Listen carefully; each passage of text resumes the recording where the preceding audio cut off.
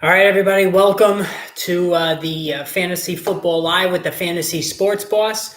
Um, it was just another absolutely insane, wild week 3. I got my ass kicked in both of my leagues, so it was a real, just shitstorm for me, totally, which we're going to get to because Allen Robinson, you got to be kidding me with this guy, but I'll leave that for later. I'm playing injured tonight. I'm a little bit under the weather. No, it's not COVID. I have like an upper respiratory thing. I tested negative for COVID multiple times, so it's not that, thank God. But I'm playing hard tonight. I'll try to get through this as best I could. But yeah, just as usual, wild day. Lots of injuries, lots of key injuries that impacted things as well. But for myself, went 0 for 2. I'm in 2 leagues. I lost both leagues today. Thank you, Allen Robinson. Thank you, Leonard Fournette. Jesus Christ, thank you, Jonathan Taylor, and thank you, Justin Jefferson for nothing. I mean, and listen, I'll be the first to admit now, Justin Jefferson over Cooper Kupp, at least so far through 3 games, it was a colossal mistake. I mean, I'm not even going to try to sugarcoat that by any means. Just a complete shitstorm today for Jefferson and the Minnesota Vikings, who lost Dalvin Cook when he separated his shoulder, although they say he's going to be okay, but we'll get to that game in a second. Before I go any further, make sure you hit the subscribe, hit the notification button. Got a lot of new subscribers today because I put a ton of videos. There was a lot of injuries to get to. It's an exhausting day, but I love doing the stream at the end of the game so we can kind of commiserate and share our misery. And certainly for me, 0 for 2. I'm now 1 and 2 in one league and 2 and 1 in the other. So just a mixed bag day for sure. But also, whatever you want to post in the chat, feel free. Comments, any grievances, any bad beats you want to post it. That's fine. As a matter of fact, in one of my leagues, somebody lost by 0.08 of a point. So it was like 109.8 to 109.1. I mean, it was just insane. Yeah, Loaf, 0-3, man. I mean, you know what? We all start the season and with these grand expectations, and before you know it, you're sitting there 0-3 or 1-2 like I am in one of my leagues. And the league I'm 1-2 in, I'm playing the best team next week, who just so happens to have Jalen Hurts and Devontae Smith, so I'm in a world of trouble. And I was offered a really interesting trade that I want to get all your opinions on. So in the league that I'm 1-2, a guy offers me, just before I came on, he's offered me Christian Kirk, T. Higgins, and A.J. Dillon. And he wants back Justin Jefferson, obviously the best player in the deal. But then he also wants Chase Edmonds, who I can't wait to get rid of, and then Brandon Cooks, who laid an absolute egg. So I don't know. I'm tempted to do it. Now, Jefferson was my first pick at 4th overall in this league, but I'd be giving up the best player in Jefferson. But I'm getting back Kirk and Higgins, 2 guys who perform like wide receiver ones, and A.J. Dillon, who I think is better than Chase Edmonds. He'll get goal line work. I know Evans scored twice today, but that was kind of fluky. And I think he'll be more involved. And if Aaron Jones gets hurt, I mean, that's a win, right? I mean, Loaf tells me to do it. Most people I've asked have said to do it. You hate to give up Justin Jefferson, your top pick, but I mean, my God, that Vikings offense looks broke. So you have Diggs and CMC and loss. Yeah, that's tough, man. That's tough. Lucius, is Devontae Smith going to be this good moving forward? He looked great. Lucius, what I'll say about Devontae Smith is it's a very narrow target tree in Philadelphia. So, they have A.J. Brown, they have Devontae Smith, and they have Dallas Goedert, and that's pretty much it. So I think he can continue. Now, he's not going to do what he did today every week, for sure. But maybe him and A.J. Brown alternate. You have, just like with T. Higgins and Jamar Chase in Cincinnati, I think it could be it could be feasible. Now, Del J tells me don't do it, protect JJ. I don't know, Del J. I'm leaning toward doing it because Kirk is performing like a wide receiver one, and so is Higgins and A.J. Dillon. If Aaron Jones gets hurt, he's going to be huge. And I'm giving up Cooks, who I hate. I'm giving up Edmonds, who I hate. And then Justin Jefferson, you got to give up something to get something. I don't know. I'm thinking about it. But anyway, let's get going here with the Texans and the Chicago Bears. So Khalil Herbert, holy shit. I mean, I told you this was going to be a thing. Wow. I mean, I picked him up prior to week 1 using that handcuff running back strategy. Hopefully you did the same. David Montgomery, he went down with the injured knee. They say he's okay, which, if you're a Herbert owner, that's not what you want to hear, although you don't wish any ill health on anybody. But Khalil Herbert, 20 carries, 157 yards, 2 touchdowns, and he also caught 2 passes for 12 yards. I mean, if David Montgomery just gets out of the way, then Khalil Herbert, and look what he did today. I mean, very few people probably had him in the lineup. And I know for me, watching him on the bench scoring, 30 fantasy points sucks. But I mean, I wasn't going to start him anyway. But it just goes to show you how much better, more explosive he is than David Montgomery. So, and that's why, if Montgomery misses this week, I'm absolutely putting Khalil Herbert in there. Davis Mills, 20 of 32, 247, a touchdown and 2 interceptions. You're not starting him anyway. I thought, he's still very young, but he wasn't as bad as Justin Fields. 8 for 17, 106, no touchdowns, 2 interceptions, ran for 47 yards. But listen, we chased Trey Lance, didn't work out. Some of us chased in Superflex leagues Justin Fields, it didn't work out. Not everybody's going to be Jalen Hurts. And I think, that's maybe something that we have to take into consideration moving forward, about overanalyzing athletic running quarterbacks who have question marks in terms of throwing it. And the kid on Tennessee is going to be the next one that we're probably going to have to debate going forward down the line. All right, Dameon Pierce got 20 carries for 80 yards and a touchdown. He looked good. 4 yards per carry, not outrageous, but the fact that Lovie Smith gave him 20 carries, feel free to use Dameon Pierce freely now going forward, even though, that we got that first week scare with Rex Burkhead. Pierce also caught 2 passes for 21 yards. So you know what? He did the job. Brandon Cooks, 2 catches for 22 yards. I mean, the second straight dud from this guy.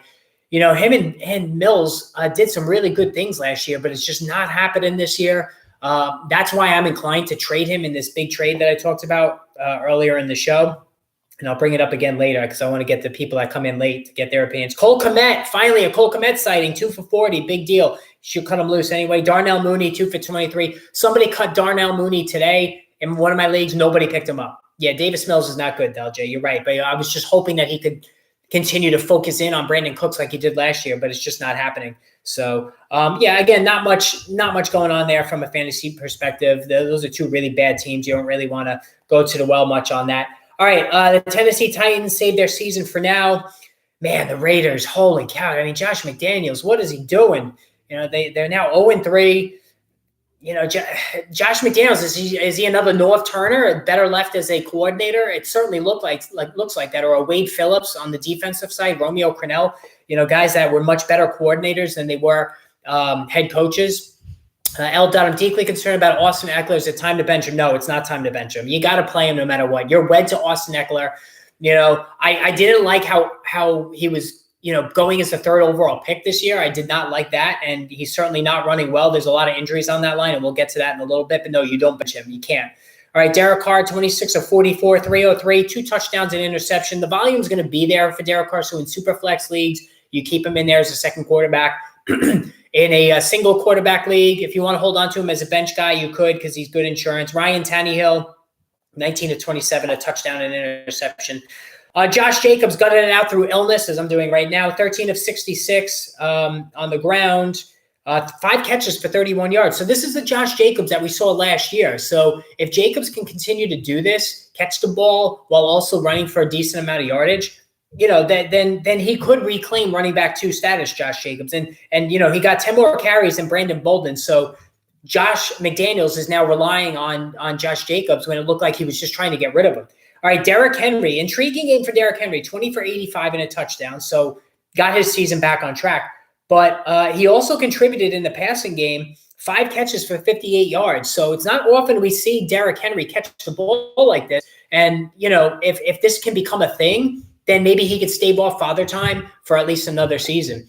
Wentz and JJ owner. Oh man, yeah, Jesus Christ. I'm a JJ owner too. And like I said, I was offered a trade today. Christian Kirk, T. Higgins, and A.J. Dillon for Justin Jefferson, Chase Edmonds, and Brandon Cooks. I'm inclined to do that, I think. I really am tempted by it. Devontae Adams saved his day with a touchdown, 5 for 36. He's been a little shaky the last couple of weeks with the raw numbers, but the touchdown certainly kept things alive for him there. Robert Woods, 4 for 85. You're not used to. I mean, I don't want anybody in this Tennessee passing offense. Listen, I'll take the hit on Treylon Burks, 1 for 13. I thought they would get him more involved this week. I was completely wrong about that. Shame on me. I fell for it. So, hopefully you guys didn't listen on that one. I've been pretty good with some of these predictions, not that one. All right.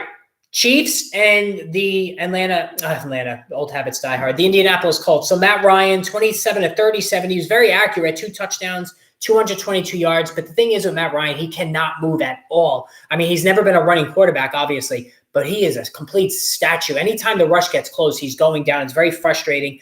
And he's not able to stretch the field at his age. So now opposing defenses are stacking the box against Jonathan Taylor, and Jonathan Taylor's numbers are suffering as a result. 21 carries for 71 yards, 3.4 a pop, did not score again.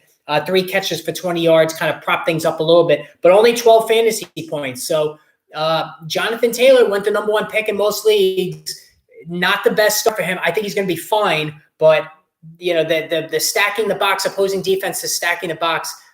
Brian's got to really try to stretch the field a little bit more if he can. Olave up, Burks down, absolutely. Chris Olave for sure. I mean, listen, we all know the stat about the 300 air yards, and with Jarvis Landry and Michael Thomas getting beat up, Chris Olave is going to go nuclear now going forward. You need 75 points in between CD, Javonte, Dallas defense. Need a miracle. Yeah, you definitely need a miracle. I don't think you're getting it. I hope you do. I don't think you're getting it, though. Pat Mahomes, 20 for 35. 262, a touchdown and interception, ran for 26 yards. Not a great Mahomes outing, but you know what? That's going to happen from time to time. How about this? Clyde Edwards-Helaire. So Jerick McKinnon went 7 for 20 running the ball. Clyde Edwards-Helaire, 7 carries for 0 yards, but he scored, and he chipped in 5 catches for 39 yards. So Clyde Edwards-Helaire, listen, he's not a good runner. He's small. He's limited for sure, but he's hitting pay dirt every week. So as you're running back 2 in PPR leagues, it works, and he's catching the football. So Andy Reid's trusting him a little bit more. I think he's, certainly a running back 2. Nothing more than that. And the grandiose expectations we had for him are certainly not going to be met when he first came out. All right.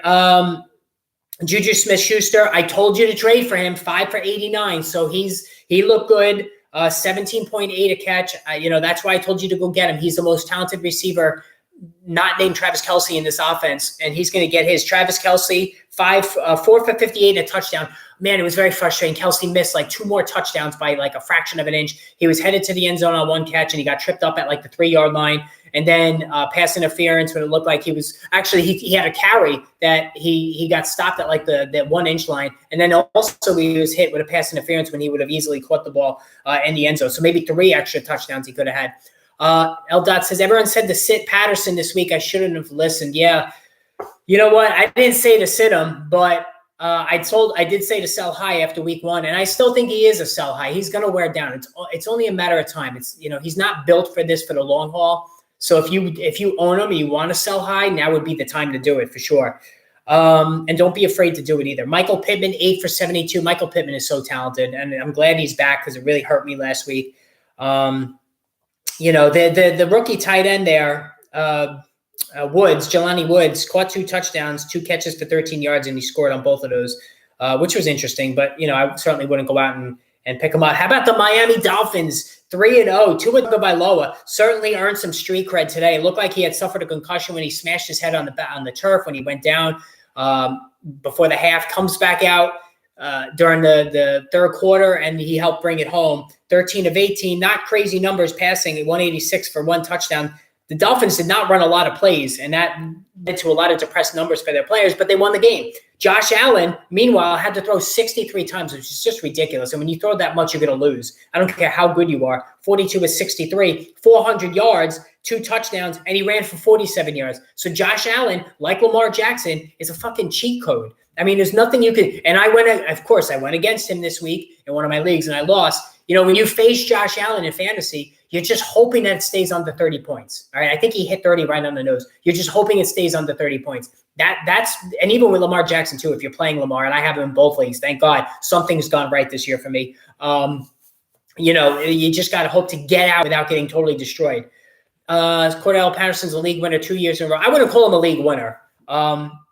I don't think he's a league winner. That's a little strong, Del J. I respect your opinion, but I think it's a little strong, but he has certainly been a very good value. Chase Edmonds, 2 touchdowns, fluky day for him, 6 carries for 21 yards. Raheem Mostert was horrendous, 8 for 11. Chase Edmonds has been very frustrating. I own him in one league. I had very high expectations for him. They're misusing him terribly, Mike McDaniel. He's forcing Mostert down the offense's throat, and it's just not working. And Chase Edmonds has the big play capability, and he scored twice. He had the big play in the fourth quarter last week. He needs to get more opportunities. If not, he's just a flex. He's not a running back two like we all thought he could be. Khalil Herbert's season. Yes, Khalil Herbert would be a league winner if David Montgomery misses extended time. That's true. All right, Devin Singletary, nine carries for 13 yards, and that's why Josh Allen had to throw over 60 times, but caught 9 balls for 78 and a touchdown. And of course, I went against him too. Why wouldn't I, right? Isaiah McKenzie. Remember that video I shared in the preseason? A friend of mine is on that staff, and he said they're scheming him all throughout the summer because they need to unleash him. They want to unleash him. 7 for 76 and a touchdown. There it is, folks. I told you to pick him up. I literally had inside information on Isaiah McKenzie. I said, and last week was a dud, but they have always continually in practice tried to scheme this guy to get the offense to revolve around him and Stephon Diggs and Gabe Davis, the three-headed monster. And McKenzie certainly benefited. Stephon Diggs, 7 for 74. You're never going to hold him down. Gabe Davis, 3 for 37. So, when McKenzie goes off, it might come at the expense of Gabe Davis. That's the one thing that you got to keep in mind. Dawson Knox, 4 for 25. I said you could do better at tight end. I wouldn't hold Dawson Knox unless you really had to. Jalen Waddle, 4 for 102, salvaged his day with some long deep passes. Tyreek Hill, it was a 0, 2 for 33. Again, it happens. Everybody has these games. Nothing to overreact here. The Miami Dolphins just did not run a lot of plays. That was the problem there. And, credit the Buffalo defense for just limiting their opportunities on the field. All right, Minnesota Vikings. They won 28-24. Kirk Cousins, who just sucks at football, 24 for 41, 260, 2 touchdowns. He did throw the 2 touchdowns.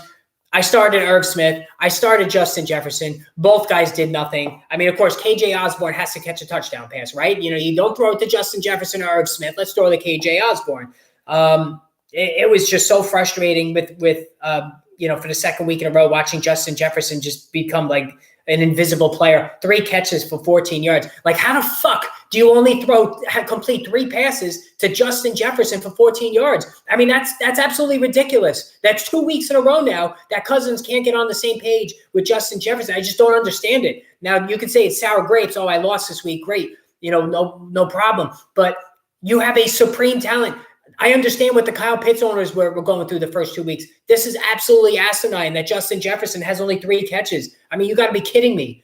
I'd hate to be a Lions fan too, Del J. They go through a lot for sure. Adam Thielen, 6 for 61 and a touchdown. He's always going to score touchdowns.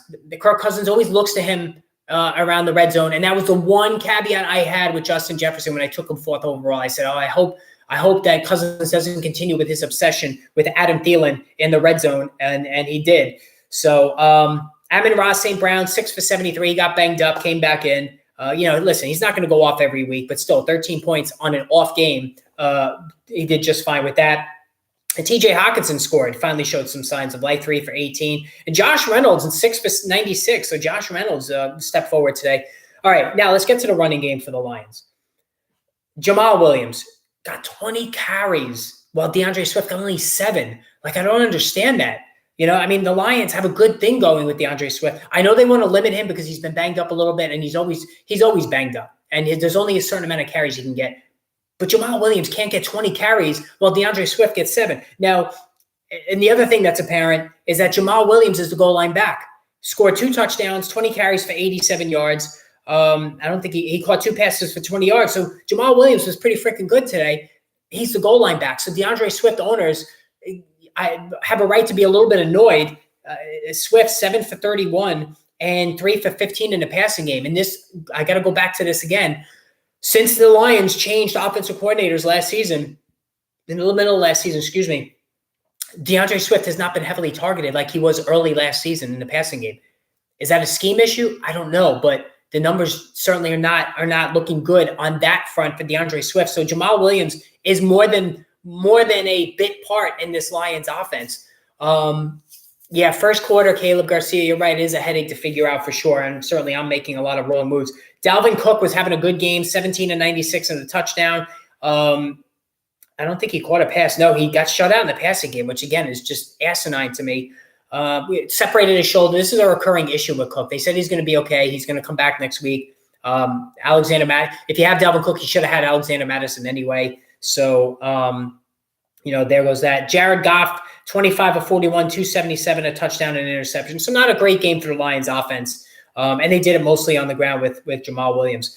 All right, Baltimore Ravens. The one thing that went right for me this season was Lamar Jackson. Man, this guy, he's gone over 40 fantasy points each of the last 2 weeks, 18 to 29, 218, 4 passing touchdowns, 1 interception. For the second week in a row, 100 rushing yards, 11 for 107 and a touchdown. So 5 touchdowns for Jackson. He throws 4 touchdown passes, and he runs for over 100 yards. You're getting 2 players out of 1. You're getting 2 fantasy players out of 1 in Lamar Jackson. Pay the guy. I don't know what the hell the Ravens are doing. Pay this man. He's doing a football version of Aaron Judge with the Yankees, heading into free agency and doing his thing. All right, Mac Jones, 22 of 32, no touchdowns, 3 interceptions. He got banged up as well. X-rays taken. Listen, I like Mac Jones coming out of college, but this offense just is a complete disgrace. Bill Belichick. Listen, you don't want to ever criticize Belichick, but he bungled this whole thing with the offensive coordinator for sure. All right, Ramondre Stevenson, finally. Of course, I had him on the bench because I wanted to see him do this before I put him out there. 12 for 73. And yes, Caleb Garcia, Lamar Jackson, and Jalen Hurts look like they're fighting it out for MVP. Ramondre Stevenson, 12 for 73 and a touchdown. He also added 4 catches for 28 yards. If Damian Harris, who had a rushing touchdown, could just get out of the way, it's like David Montgomery and Khalil Herbert all over again. You just want Ramondre Stevenson to get run because if he gets that allotment of touches, he's going to go crazy. That's how talented Ramondre Stevenson is. I'm thinking about putting him in next week as a flex. Certainly Belichick saw how well he played today. So that's something I'm considering. Mark Andrews, 8 for 89 and 2 touchdowns. It was still a debate in my head, Kelsey or Andrews this season. I think Andrews has surpassed Kelsey. I think he did it last year. He's outproducing him this year. Andrews is the number 1 tight end in fantasy football. I don't think there's any debate there. So Rashad Bateman, 2 catches for 59 yards. So he's making the big play. He had a lost fumble though. The targets are just not there. The snap count is not there. He's been sub 70% snap share since the start of the season, and that's not good. I tried to sell high on him leading up to this week, and I wasn't successful because I just think he's too big play dependent for me. Now, I love the stack with him and Lamar, but I just don't think Bateman's going to get as many catches as he would because the snap share is just not there. Ramondre looking good, but Mac hurt. Yeah, Mac's hurt. There might be a lot of dump offs there, but Mac Jones is not exactly lighting the world on fire though, so I think he's probably holding back Ramondre Stevenson a little bit. All right, the Cincinnati Bengals. There was a concussion scare with T. Higgins again. Thank God he came through it okay. He was going nuclear early on. Joe Burrow, 23 of 36, 275, flawless game, 3 touchdowns, no interceptions. Joe Flacco, 2 interceptions, no touchdowns. There's not, no reason to talk about that. Joe Mixon went belly up today, 12 for 24, 3 catches for 14 yards. So Mixon, who had a good game last week, just nothing doing this week, and again, you got to take lumps sometimes. This happens. I mean, you can't be excellent every week, as frustrating as it is. The Jets, Michael Carter led the Jets in carries again, 11 for 39, 3.5 a carry though. And did he catch one? He only caught 1 pass for 7 yards, but Breece Hall, 8 for 39. That's 4.9 a carry, 6 catches for 53 yards. So Breece Hall is making a move now. I said as the season went on, Breece Hall would get more and more fantasy football value, and he's doing it. He's making a move now, Michael Carter. He's outplayed Michael Carter the last couple of weeks. If you have Breece Hall on your bench, you might want to start dusting him off, all right? Speaking of Tyler Boyd, 4 for 105. T. Higgins. I had Boyd on the brain. I was talking about T. Higgins was 5 for 93. Did not score, but he went off early. Jamar Chase, 6 for 29, a touchdown, and he also lost a fumble. So I had posted earlier today, 9, 10, 11, 12, that's 14. I'm just trying to figure out 6, 7, 8, lost 2, 6. Yeah, so Chase outscored him. But the video I posted today over the last like 9 or 10 games that Higgins and Chase have been on the field together, Higgins outscored him, I think, 7 out of 9 coming into this one. So now it's 7 out of 10. And I said Higgins was the more valuable of the two because he came cheaper in drafts. And Jamar Chase is getting the number one cornerback while Higgins is taking advantage of softer coverage. And that's why we're seeing Higgins put up better fantasy numbers than Jamar Chase when they're both on the field together. All right. Yeah, Breezy Hall's the new man. If you got both, you want to put him in and take out Michael Carter. Tyler Boyd, 4 for 105. He's the best third receiver in football, I think. Tyler Conklin, 8 for 84. Tyler Conklin has been a target monster at tight end for the Jets. It's working. CJ Uzama, who also was signed as a free agent, is not doing much of anything. So I've been looking for tight end all year in one of my leagues. I have Kelsey in one league. My other league, I just can't get it right. Whether it's Gerald Everett, whether it's Irv Smith, Albert O. I've gone through all 3 of them. They all suck. So I guess I got to try Tyler Conklin, and then that means next week he's going to catch 2 passes for 10 yards. That's how it goes, right? Garrett Wilson, 6 for 60. He would have done more, but he got banged up. He did come back into the game. Elijah Moore, 4 for 49. It's been a very tough sledding for Elijah Moore. Completely overshadowed by Garrett Wilson. So Wilson's okay. Like I said, he did get banged up. But if you own Elijah Moore, I think you got to plant him on the bench for now. JJ's getting handled, but Thielen and Osborne went off. His cousin's wrong for not over-targeting like Stafford. Listen, in real-life football, yeah, no, he's not wrong. I mean, he's get hit in the open guy for sure. But in fantasy football, I'm pissed off because I have Justin Jefferson. That's the irrational way that we view football when we play fantasy football, right? So, all right, let's move on to Philadelphia. God, I mean, every time I look at the Philadelphia box score, it's like a bonanza, an orgy of points. Jalen Hurts.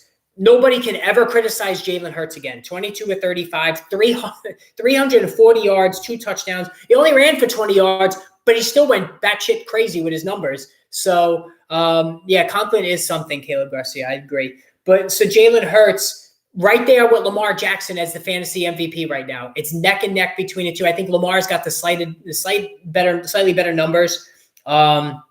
But, man, Hurts is killing it. And the Eagles are scary. The Eagles are scary good. They have nuclear weapons on offense, the best offensive line this side of the Detroit Lions. They are really, really freaking good. Carson Wentz, we all loathe. 24 of 43, 211, no touchdowns. At least he didn't get picked off. Antonio Gibson, he fell into the end zone again, 12 for 38. Can't wait for Brian Robinson to come back. I'm sure the coaching staff feels the same way. Gibson only 1 catch for 2 yards. It was nice that first week with Antonio Gibson. It's over for this guy. When Brian Robinson comes back, he's going to take the carries. Miles Sanders, 15 for 46. Disappointing outing for him.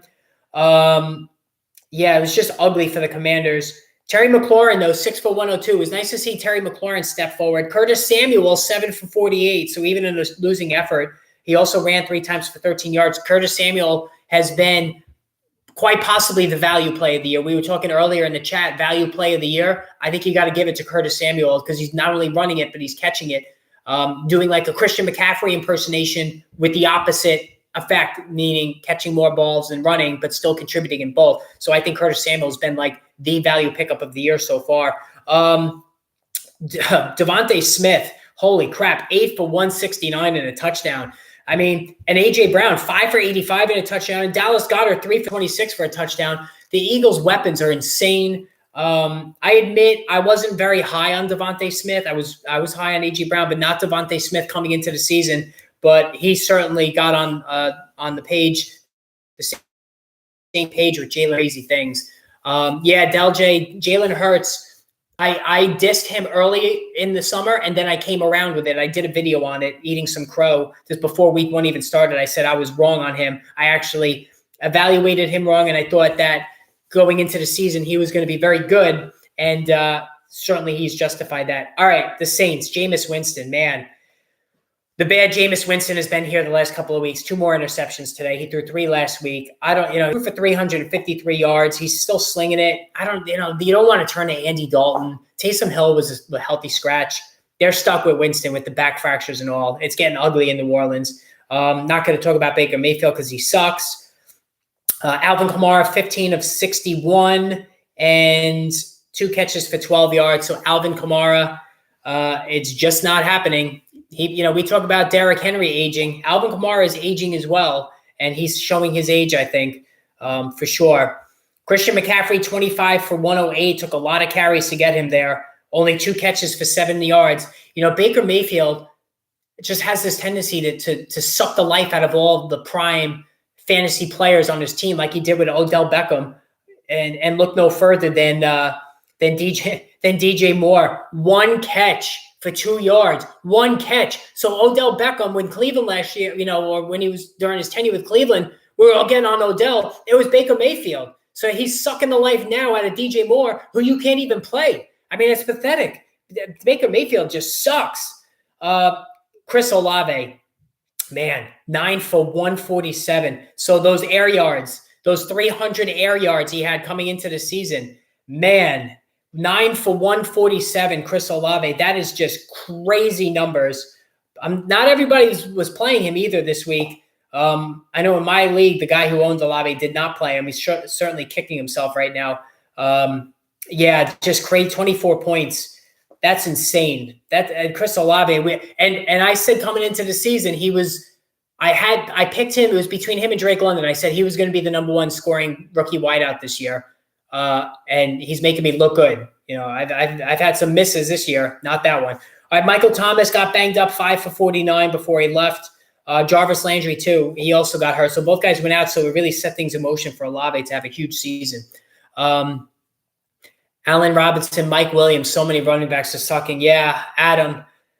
I was afraid, and Keenan Allen was out. So there was no excuse for Mike Williams not to have a better day. Justin Herbert shouldn't have been out there. The coaching staff, Ian Rappaport was saying that the coaching staff and the medical staff did not want him to play. Well, you're the fucking coaching staff. Sit him down. The player doesn't make that choice. I know Justin Herbert's the franchise, but you need to look out for this guy. He was not the vintage Justin Herbert. He was playing at much less capacity due to that injury, which is a very painful injury. So epic fail, I believe, by the coaching staff for letting him go out there. Drake London is a boss, LJ. And listen, last year it was Jalen Waddle and Jamar Chase. This year it's Chris Olave and the Falcons kid. So and how about USC? Drake London, Amon-Ra St. Brown. They know how to produce receivers. They're like the new LSU. All right, Jacksonville and the Chargers. So Trevor Lawrence, he's blossoming, folks. It's happening. Trevor Lawrence, 28 of 39 against a tough Chargers defense. 3 passing touchdowns. Only ran for 7 yards, but he was on point the whole game. Now that the Urban Meyer fiasco is in the rearview mirror, Trevor Lawrence is allowed to do what his natural ability will dictate, and he was carving up that secondary the entire game. He is a generational talent. There was almost no chance he was going to struggle again this season the way he did last year. He's actually got a good coach, Adam. You're absolutely right. And he's got Doug Peterson knows what he's doing. All right, speaking of Herbert, 25 of 45, 297, a touchdown and a pick. He wasn't right. We can throw this out. Speaking of value plays of the year, James Robinson, 7 carries for 100 yards and a touchdown.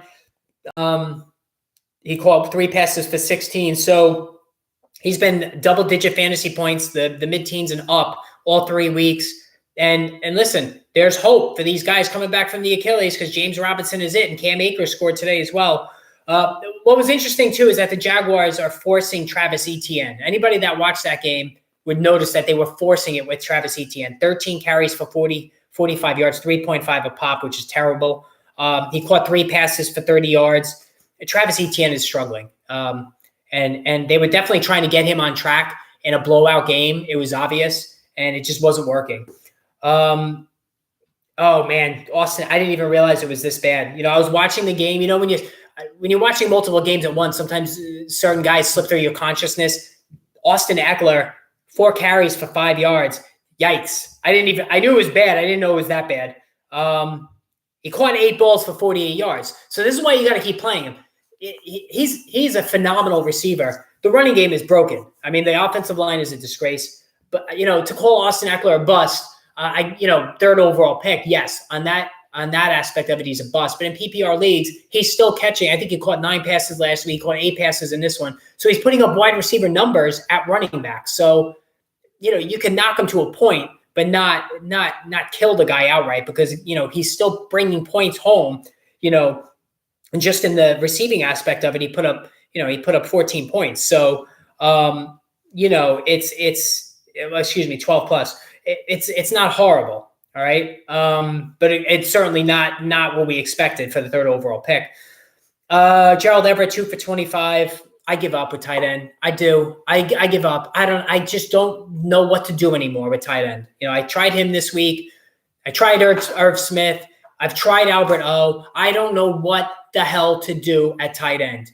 I don't. In one league, I have Kelsey. I'm so happy I reached for him. In my other league, it's a fucking black hole. I just don't know what to do. It's a disgrace. Keenan Allen missed the game. That was a big one. I actually thought he was going to play. So that was a big one for sure.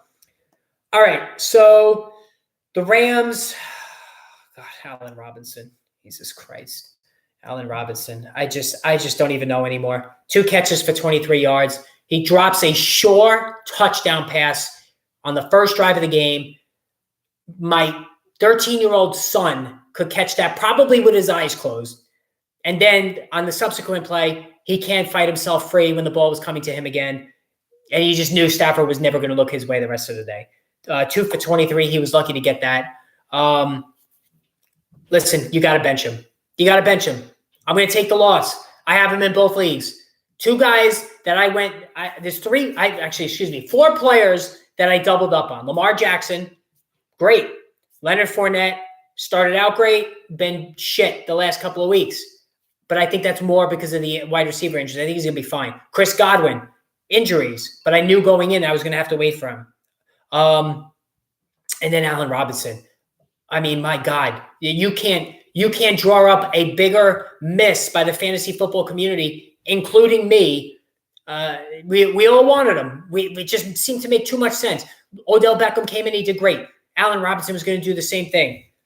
It is not happening. You have to bench him.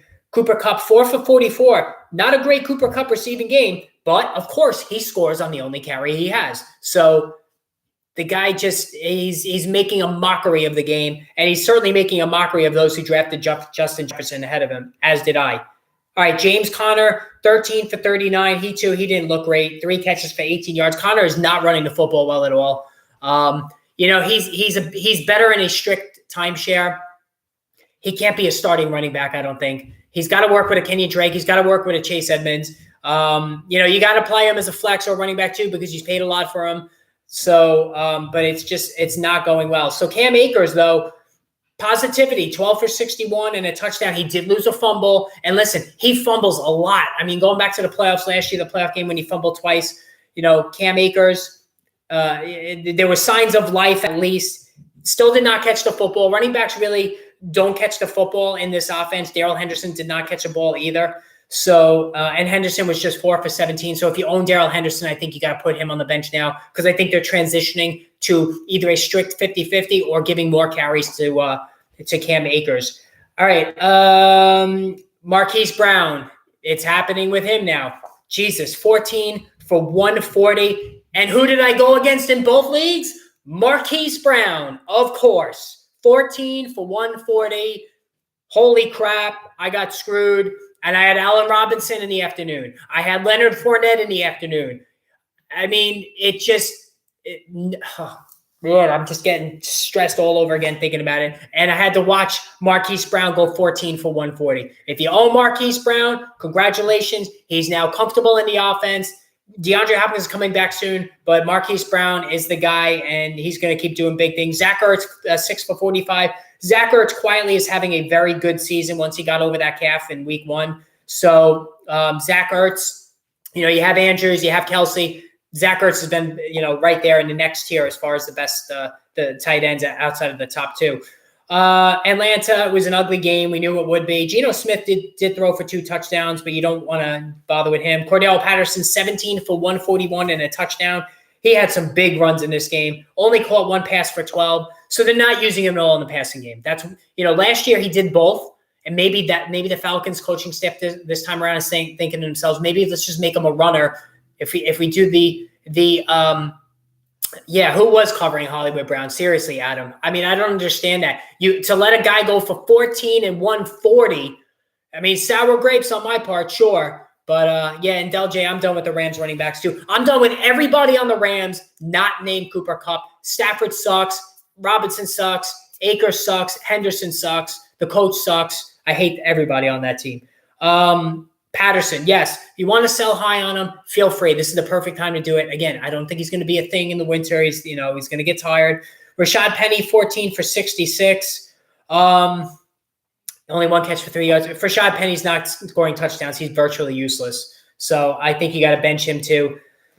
Kyle Pitts. There was a Kyle Pitts sighting, 5 for 87. I think this coaching staff heard and saw all of the criticism this past week. The coach made a fool of himself talking about trying to get other guys open using Kyle Pitts as a decoy. And you're an idiot. 5 for 87. He's a man among boys out there on the field. Drake London, 3 for 54 to touchdown. If not for Chris Olave, he's the number one rookie wide receiver. Tyler Lockett, 9 for 76. Good game for him. DK Metcalf, 5 for 64 and a touchdown. So what I will say about Geno Smith is that he is keeping their values afloat. And that's really all you could ask for. That's all you could ask for this season. Geno Smith's not going to be with them next year. They're going to bring in a quarterback. They're going to draft CJ Stroud. They're going to do something. Or the kid Sam Hartman from Wake Forest. They're gonna bring somebody in with a strong arm, hopefully, that can further unlock those two guys. All right, and finally, Green Bay, Tampa. I told you guys this week, bench Aaron Rodgers, bench Tom Brady. It was ugly, at least for Rodgers' sake. He did throw the 2 touchdowns, 255 yards. Tom Brady, 31 of 42, 271, the touchdown right at the gun there. They did not get the 2-point conversion. You need Godwin back. He's going to get Evans back this week. He possibly could get Chris Godwin back. I'm hoping to God he can come back. And then you put Tom Brady back in. All right. All right. So Aaron Jones came back to life, 12 for 36. Just an ugly game for him. 3 catches for 11 yards. A.J. Dillon, 12 for 32. And 2 catches for 6 yards. So neither Packer runner did anything. That Tampa defensive line is the real deal. So not shocked there. But, Jones has had 2 duds out of 3. That's not what you want to see. It just doesn't make – with LaFleur, you have a generational talent in Aaron Jones. You got to be doing more with him. You can't have 2 duds out of 3. It's just not possible.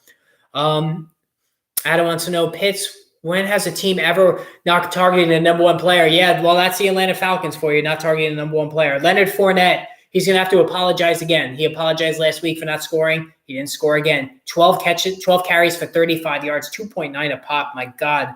5 catches for 35 yards. Some late catches gave you some points, but as a double Fournette owner, yeah, it's rough.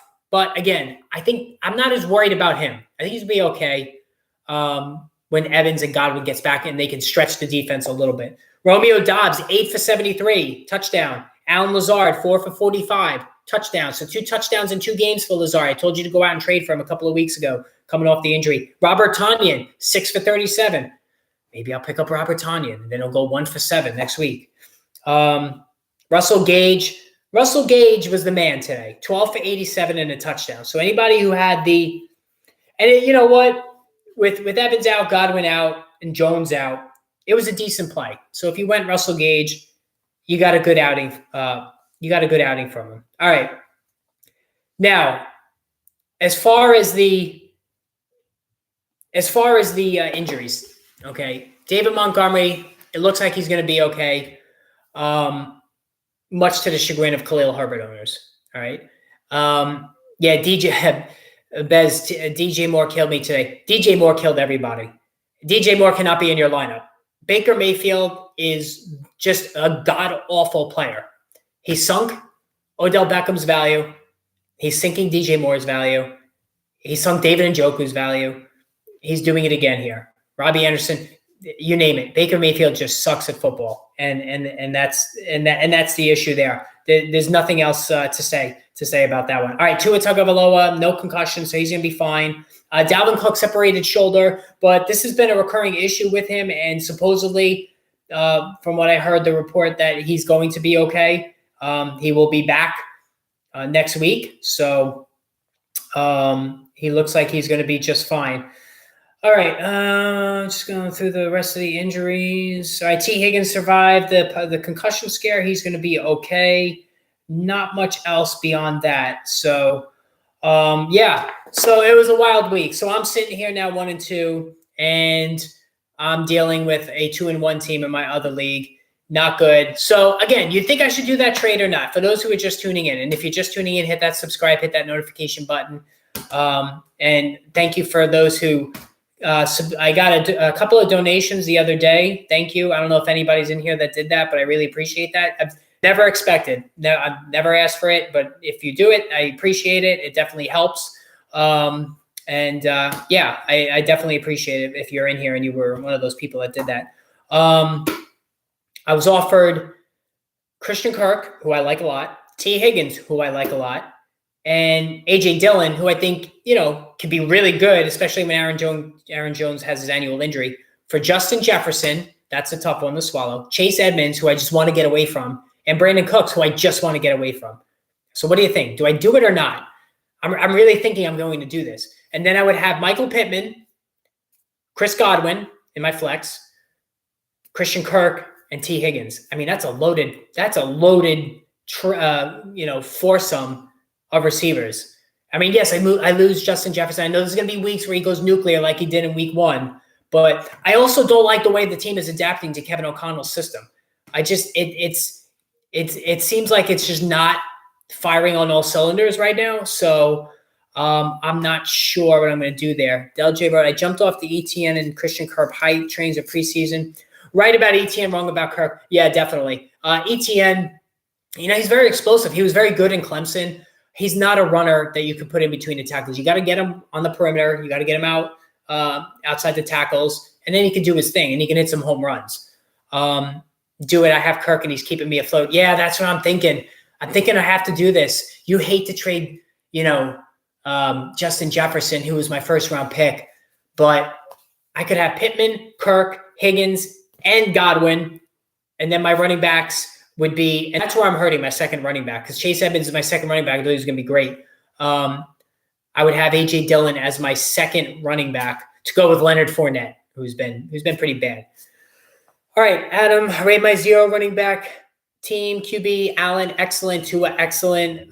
Jacobs, J-Rob, Zeke, Damian Harris, Melvin Gordon, Kupp, Thomas, Godwin, Bateman, Gabe Davis. Listen, that's a stacked team. I hope you're 3-0. Oh, yeah, you are. I didn't see that. Okay. So you're 3-0 for sure. Love it. Is it a super flex league? Because even better if it is. Listen, Jacobs is getting the carries now, so I'm liking him. J-Rob has been fantastic. And listen, we always disrespect J-Rob every year, but he always puts up points. Zeke, I think he's toast. That's the only thing there. Damian Harris, I think that they're going to move more with Ramondre. Your depth is not good at running back.